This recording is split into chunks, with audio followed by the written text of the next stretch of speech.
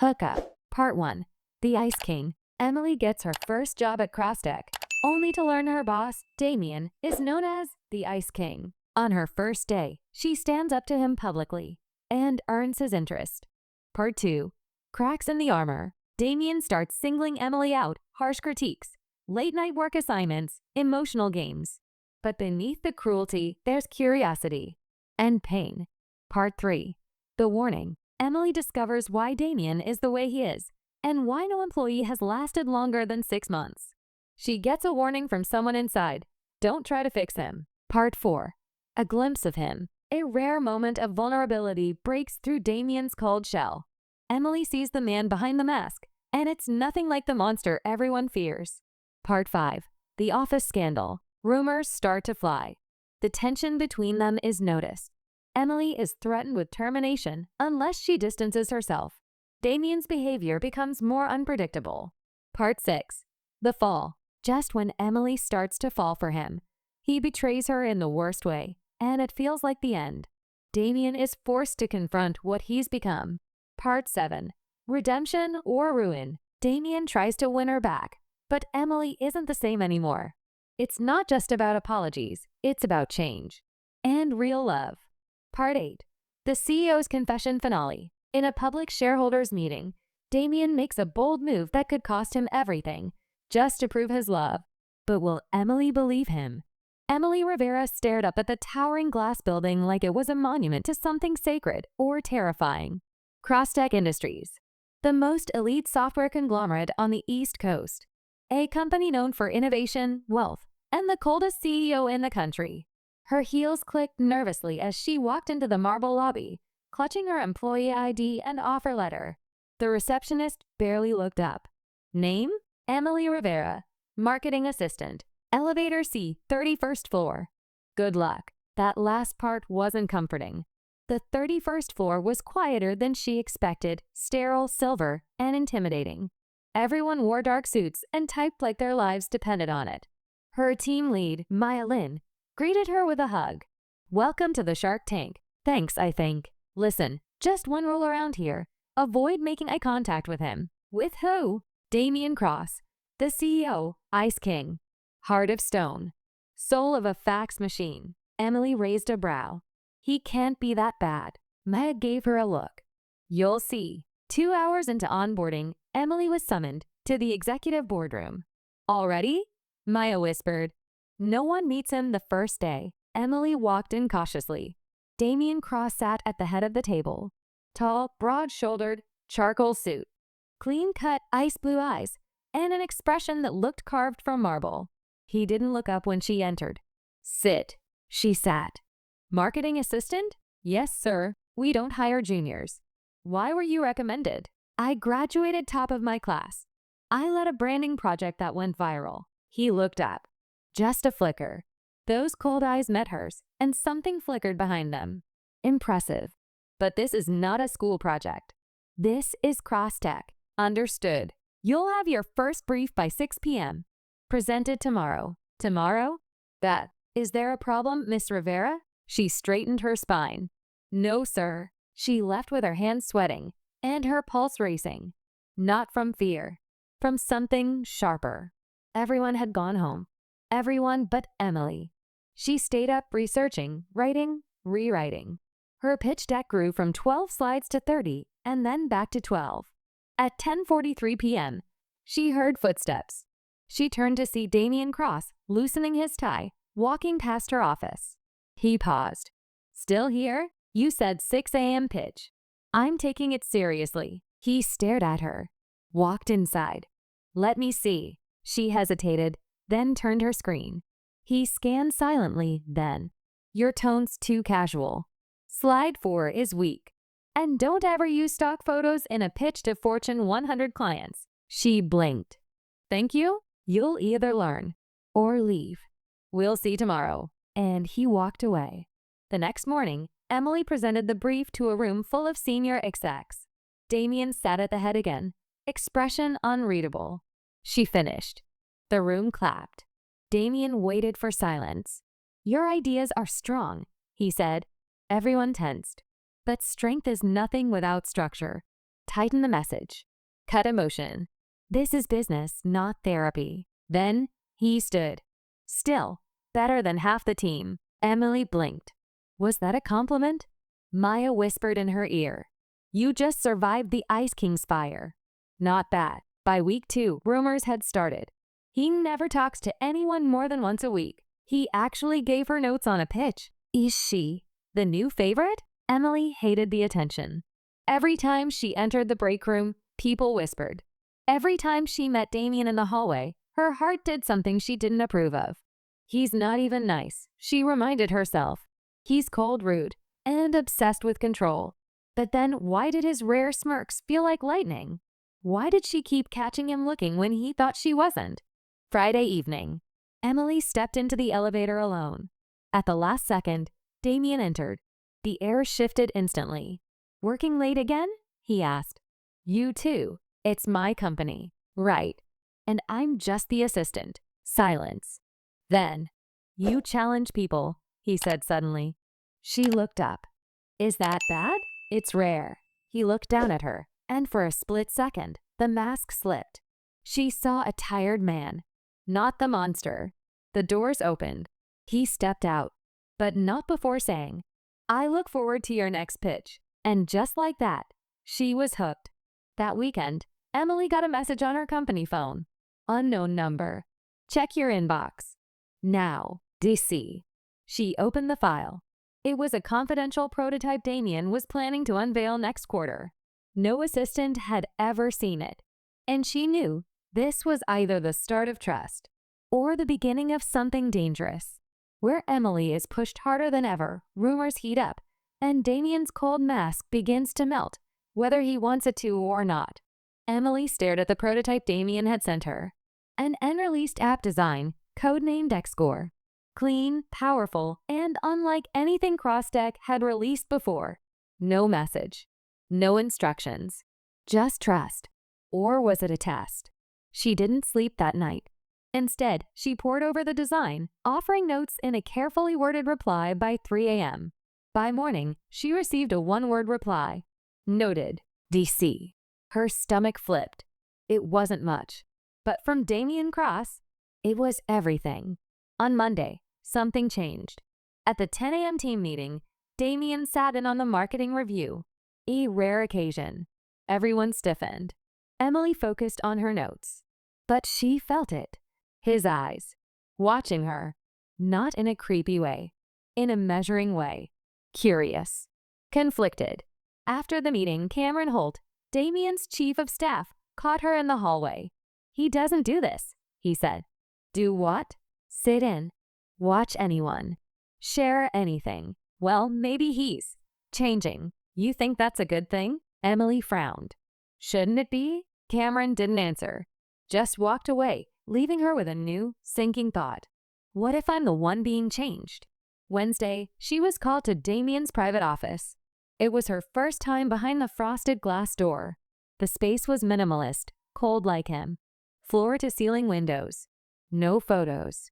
Just steel and silence. You'll be leading a concept pitch for X-Score next week, he said. Me? Problem? I'm 2 months into the job, and already sharper than most of the executive team. Thank you. He stood. Walked closer. There's a gala Friday night. CrossTech is sponsoring it. You'll be there. As part of the team? No. As my guest. Emily's breath caught. Isn't that unprofessional? Damien's lips curved slightly. Don't mistake distance for safety, Miss Rivera. And don't mistake rank for immunity, Mr. Cross. A pause. Then, for the first time ever, he laughed. Quietly. Friday. 8 p.m. She left shaking. From nerves. From thrill. From knowing she had just stepped into something dangerous. That night, Emily told Maya everything. You what? He asked me to the gala. That's not asking. That's corporate seduction. With lawsuits. He wasn't inappropriate. Not yet. Listen to me. You don't want to be the girl he breaks. You think he breaks people? I know he does. Damien doesn't love. He wins. Even if it means losing you. But Emily was already slipping into something deeper. and Maya could see it. The room was glittering, black gowns, champagne glasses, violin music humming in the background. Emily wore a deep emerald green dress, elegant and simple. She stepped out of the elevator and felt every pair of eyes land on her, especially Damien's. He approached in a sharp black tuxedo, emotion unreadable. "You clean up well," he said. "You look exactly how I expected. Cold, powerful." A hint of warmth in his smirk. Just a flicker. They mingled. He introduced her to VPs and shareholders like she was more than an assistant. Like she was someone. And Emily couldn't lie. She liked it. Later, a slow waltz filled the hall. Without speaking, Damien held out a hand. She took it. They danced, barely touching, yet full of tension. "You're not scared of me," he said. "Should I be? Everyone else is. I'm not everyone else. That's why you're still here." She looked up at him. "Why are you like this?" He hesitated. "Because trust is currency. And I grew up bankrupt." She blinked. "That's the most honest thing you've said to me." He didn't reply, but his hand on her back said enough. Just as they were about to walk outside for air, a sharp voice cut through the music. "Damien." A woman approached. Tall, elegant, in her 50s. Platinum hair. Emily stiffened. Damien's jaw tightened. Mother, Mrs. Evelyn Cross, heiress, CEO, widow, rumor magnet. She glanced at Emily. "New intern? Assistant?" Emily replied, voice steady. Evelyn smirked. "They never last." Damien stepped in. "We're leaving." How unlike you, walking away from something real. Emily didn't understand what that meant, but Damien's silence spoke volumes. The car was quiet. Damien stared out the window, expression locked again. Emily finally broke the silence. "Your mother doesn't like anyone, does she? Not even me. That's sad. Don't pity me, Emily. I don't. I just wish you'd let someone in." He turned to her. "Would you stay if I did?" She froze.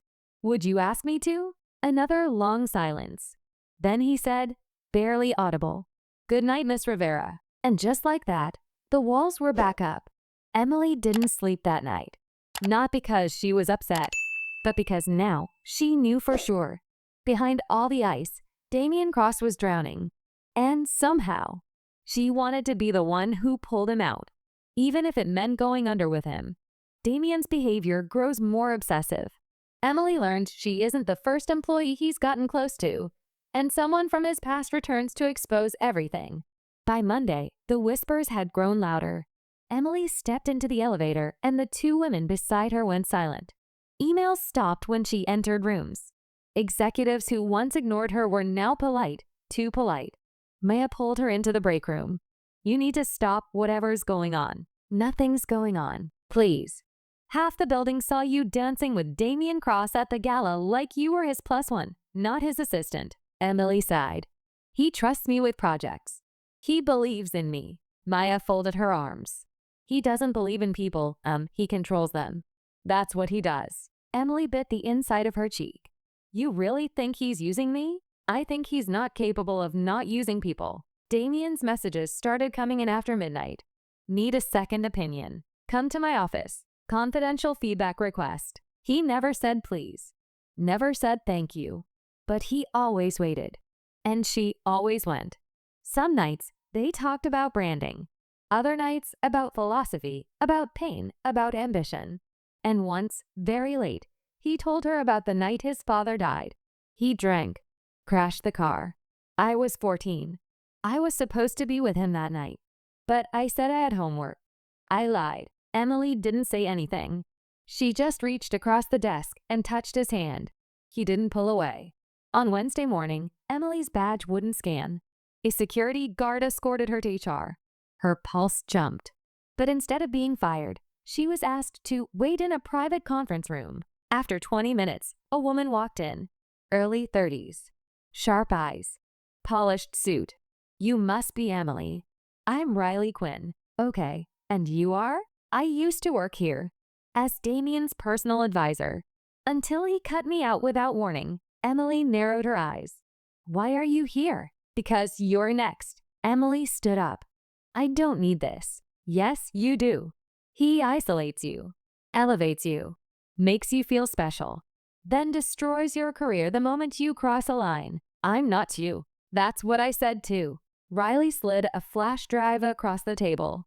This has emails, messages, voice memos. Use it or don't. But don't say no one warned you. She left without another word. That night, Emily went to Damien's office. He didn't look up from his screen. You were late. I was pulled into HR. I heard. Riley Quinn came to see me. Damien's hands froze over his keyboard.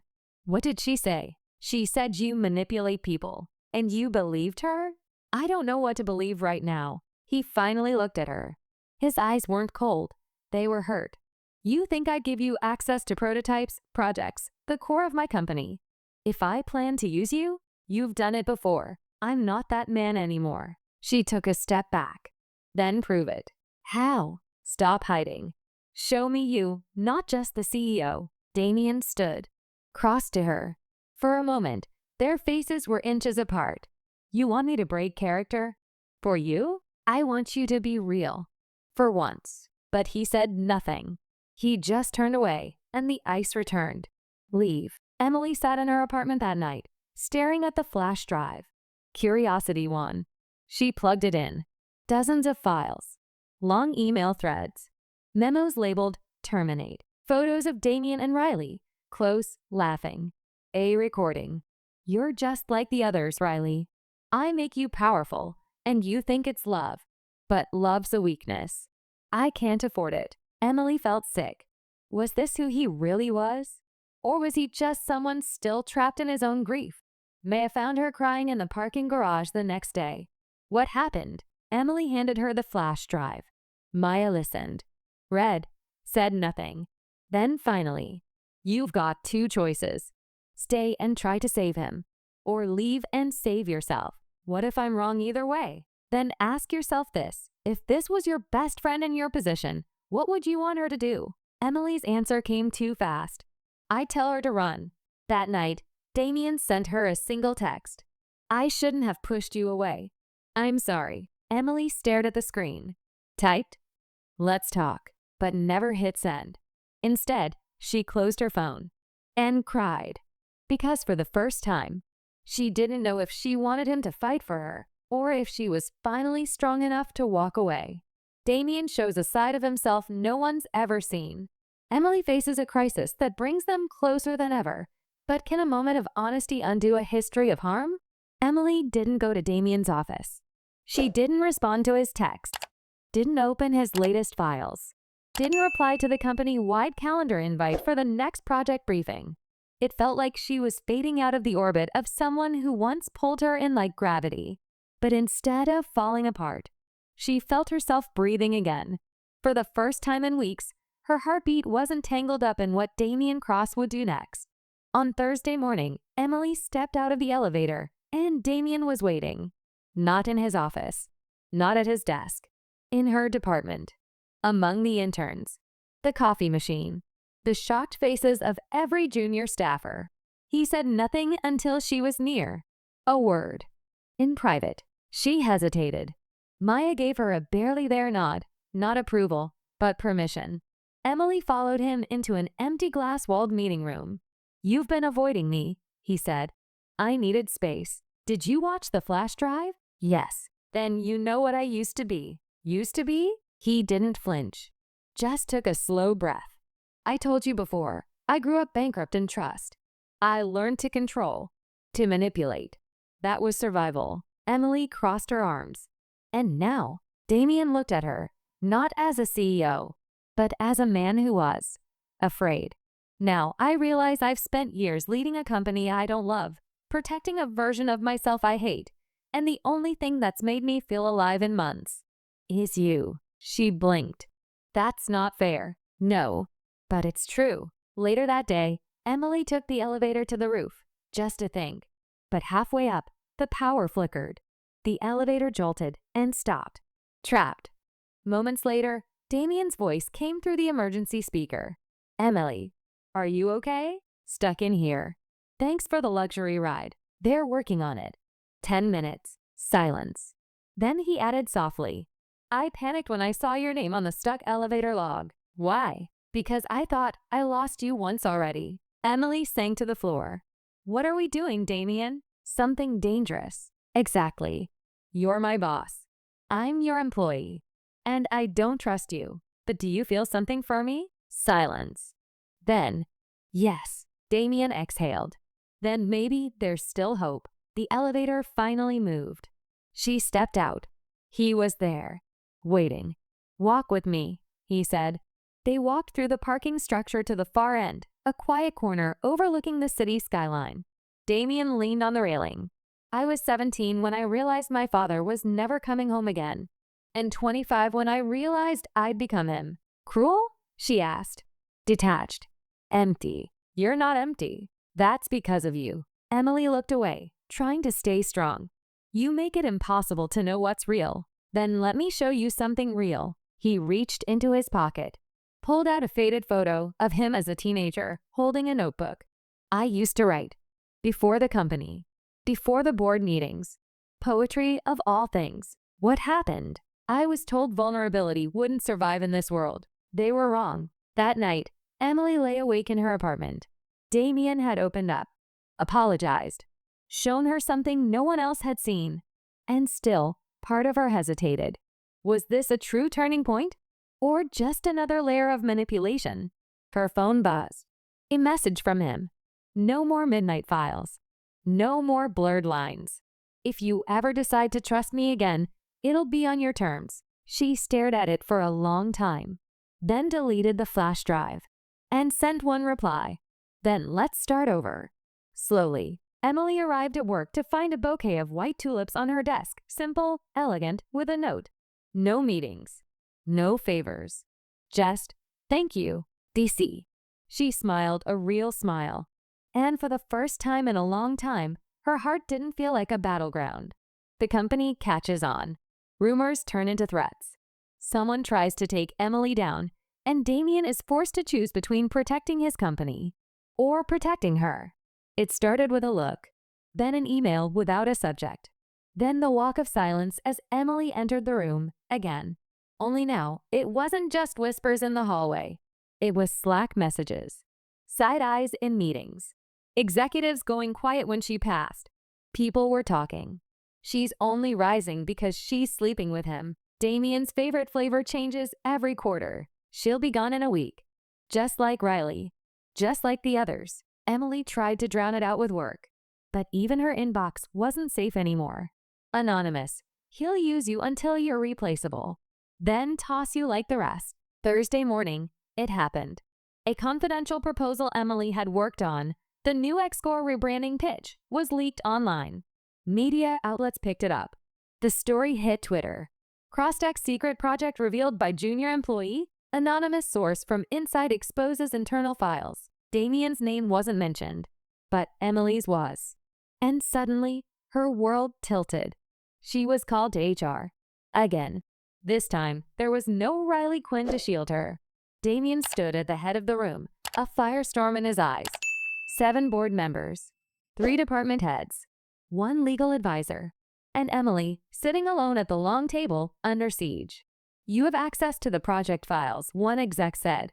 You've been spotted in and out of Damien's office almost daily, said another. Your connection to the CEO compromises every project you touch, a third added. Emily opened her mouth to speak, but Damien stepped in.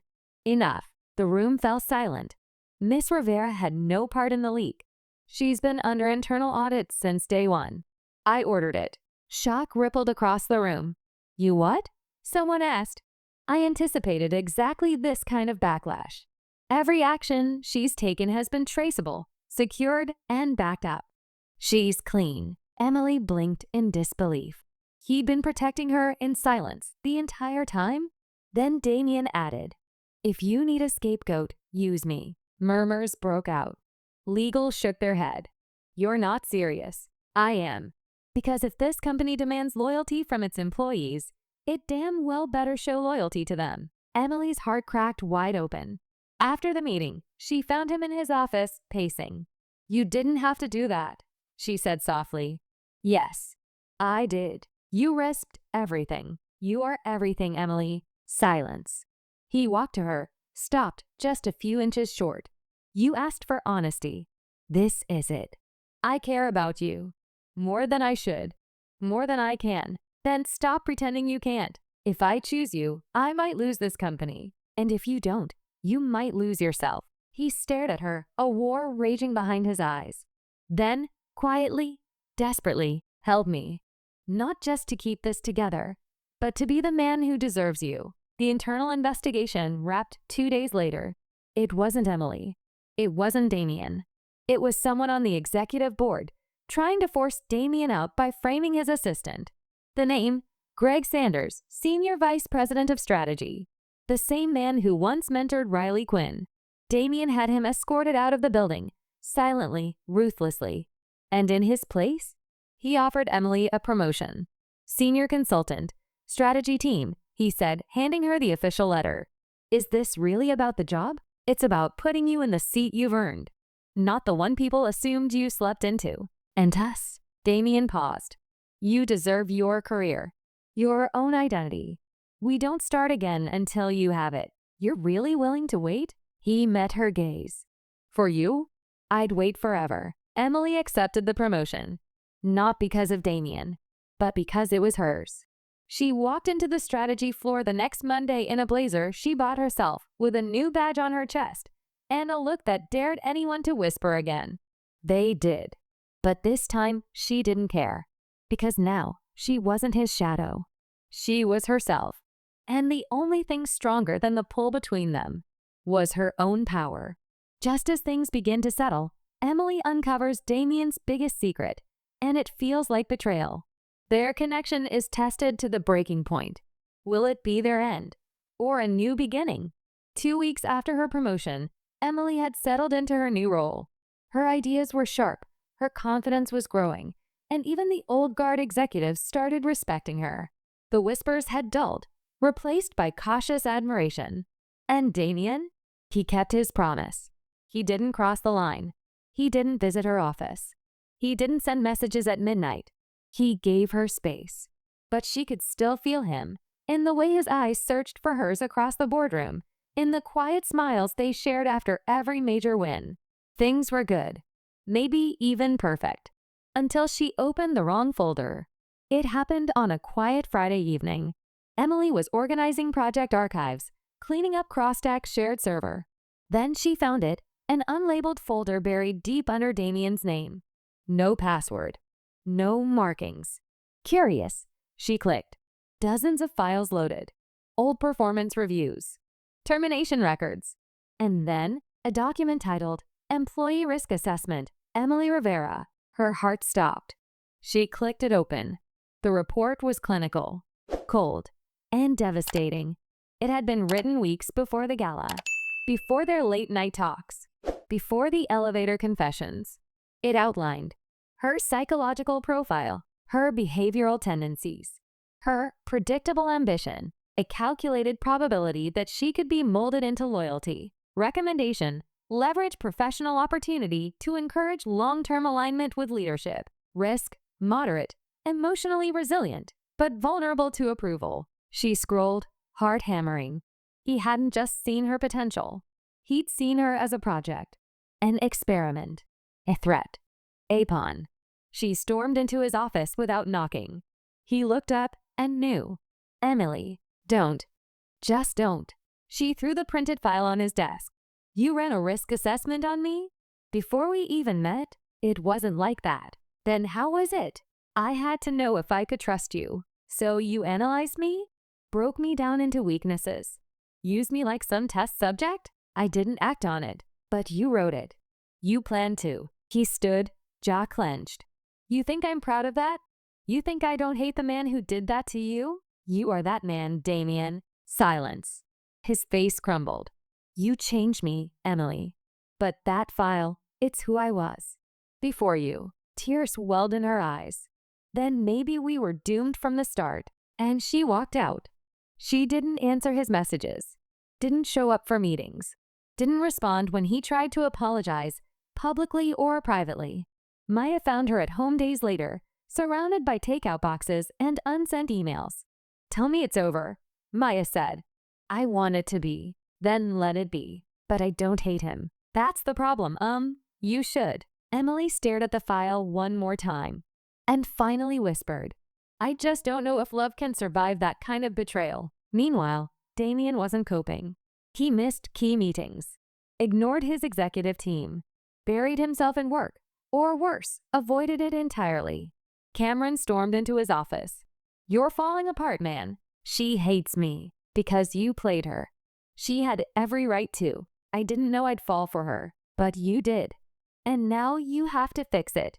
Not with files, not with offers, but with truth. Damien stared at the window, the skyline suddenly meaningless. She was the only part of my life that felt real. On a rainy Sunday, Emily received a box. No label, no name. Inside, a leather-bound notebook, a printed email chain, a short handwritten note. Before I was CEO, I was a writer, a poet, even. I stopped when I became someone the world expected me to be. I started again, the night I met you. This is yours now, if you want it. Damien. Emily opened the notebook. Inside were pages of thoughts, not work, not analysis, not power plays, just raw emotion about her.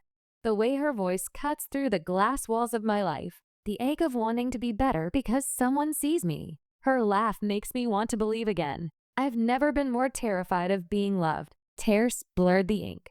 And Emily finally understood. He had used her. But somewhere in the process, he'd fallen for her, too. Damien tries to make things right. Emily must decide whether love can grow from a broken foundation.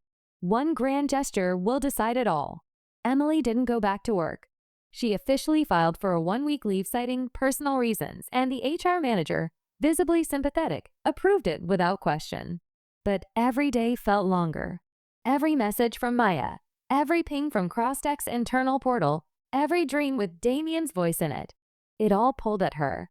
The notebook sat unopened on her desk now, not because she'd rejected it, but because she couldn't look at it again without feeling too much. Love didn't just disappear, but trust, once broken, didn't rebuild overnight. Damien sat in the boardroom, surrounded by his top staff. But he wasn't listening. Reports were read. Graphs were shown. Projections for X-score were positive again. But all he could think was, she should have been in this room. This was her victory too. He finally stood. End the meeting. Sir, we still. End it. As the room emptied, Cameron approached, arms crossed. You look like hell. I feel worse. Then fix it. Damien sighed, jaw tight. She deserves more than an apology. Then stop saying sorry. Show her something real. On the 6th day of Emily's leave, her apartment buzzer rang. A courier stood there, drenched in rain, holding a single white envelope. Inside, no branding, no logo, just 4 handwritten pages. I don't deserve forgiveness, not for what I did, or how I started watching you like a subject instead of a person. But I need you to know this. I never meant to fall for you. I was trained to predict, to control, to calculate outcomes like code. But you were the first thing in years I didn't see coming. You smiled at me without fear. You challenged me when no one dared. You made me want to unlearn every defense mechanism I ever built. If this is the end, then I accept it. But I'll never forget you were the one good thing I didn't earn, but still tried to become better for. I love you. And I'm not asking for a second chance. I'm asking for a chance to prove I've changed. Yours, Damien. Later that night, Maya arrived at Emily's apartment uninvited again. She found her on the couch, the letter in her lap. You okay? I don't know. Still love him? Yes. Then why are you here and not telling him that? Emily looked down. Because I'm afraid if I go back, I'll get hurt again. You probably will, Maya said gently. That's what love is, risk, fear, but also choice. You still think I should be careful? Absolutely. But I also think if you don't go see him, you'll never know if this could have been something real. Saturday morning. The press conference. CrossTech was launching the new X-score division, a hybrid of AI tools and enterprise automation. It was the biggest event since the company's founding. Every news outlet in tech was there. So was the board, the shareholders, and hundreds of employees. live streaming from the global offices. Damien took the stage in a tailored gray suit, his expression unreadable. He spoke for 5 minutes about the future. Then he stopped, and everything changed. Before I continue, I'd like to take a moment, not as a CEO, but as a man who's made mistakes. The room went quiet. This company was built on logic, structure, and control. And yet, the best idea we've ever had wasn't mine. It came from someone whose name you'll see on patents moving forward.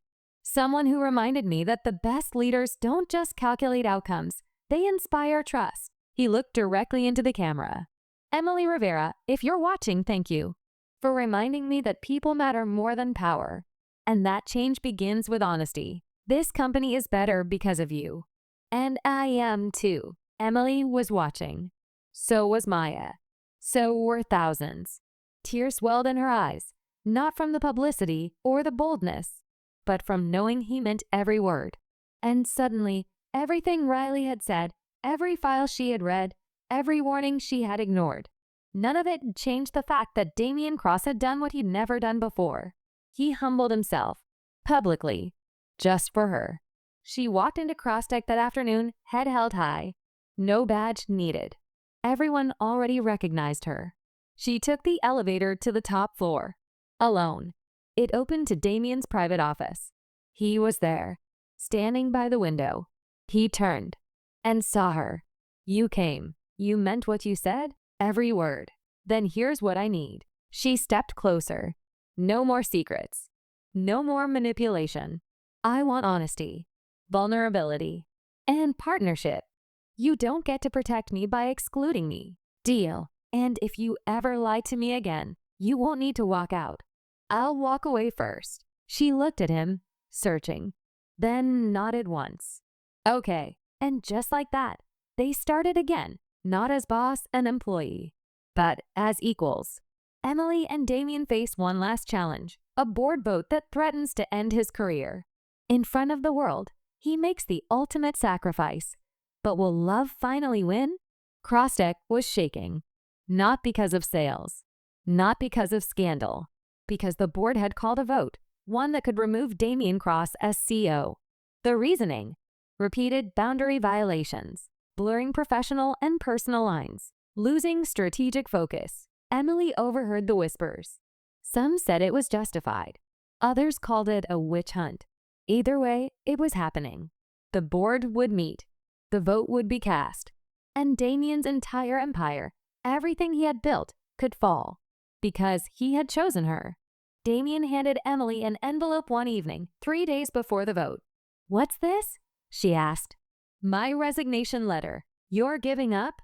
I'm choosing peace. No, you're choosing punishment. I hurt people, Emily. I made you a test case before I made you a partner. Maybe this is how I atone. Then let me be the one to decide what you deserve. She refused the envelope and refused to leave that night. The day before the vote, Riley Quinn walked into CrossTech headquarters. Not for revenge, but for closure. She approached Emily near the strategy wing. I heard about the vote. Did you come to watch him fall? I came to see if maybe he'd learned. Emily studied her. He's not the same man who pushed you out. No, he's worse. Emily tensed. Because this time, he actually cares. Riley smiled. A sad, distant one. That kind of love. It either saves him or destroys him. And then she was gone. Friday, 9 a.m. The boardroom was full. Cameras were off. Phones were silenced. Every executive wore a poker face. Damien entered last. Alone. No legal counsel. No publicist. Just him and a stack of papers in his hand. Emily watched from a hallway monitor. Maya stood beside her, whispering prayers under her breath. Mr. Cross, the chairman began. Do you understand the nature of today's vote? I do. And do you have a final statement before we begin? Damien stood, cleared his throat, then spoke, not like a CEO, but like a man with nothing left to lose. I built this company out of fear, out of control. I studied people the way I studied markets, for patterns, for weaknesses.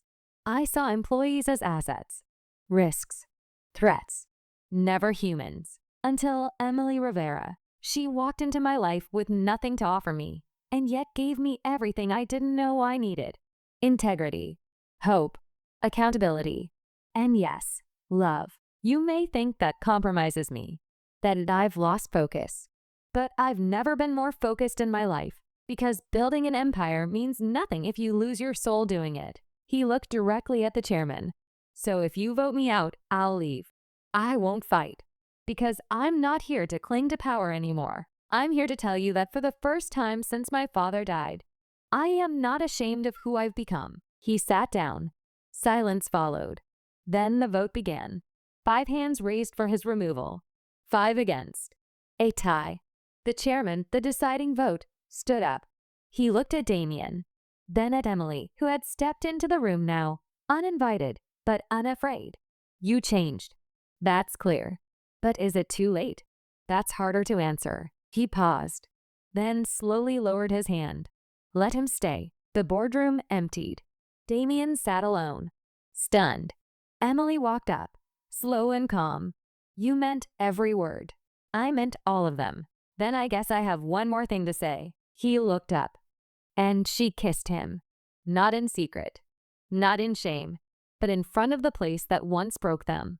I love you, Damien Cross. Not because you're perfect, but because you were brave enough to become better. I love you too, he whispered, even when I didn't deserve it.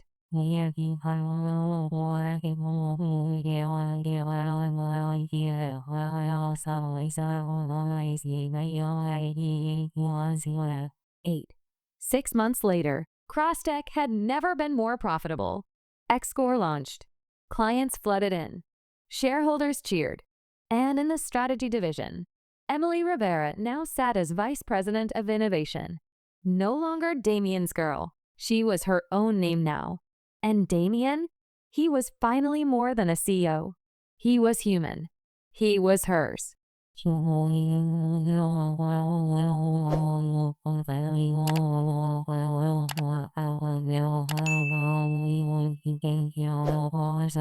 Epilogue. The Notebook. One rainy Sunday, Emily opened Damien's leather-bound notebook again. Inside, on the last page, she found a new line he'd added months later. She didn't just see the real me. She taught me how to live with him. She smiled and closed the book. The end of one chapter. The beginning of many.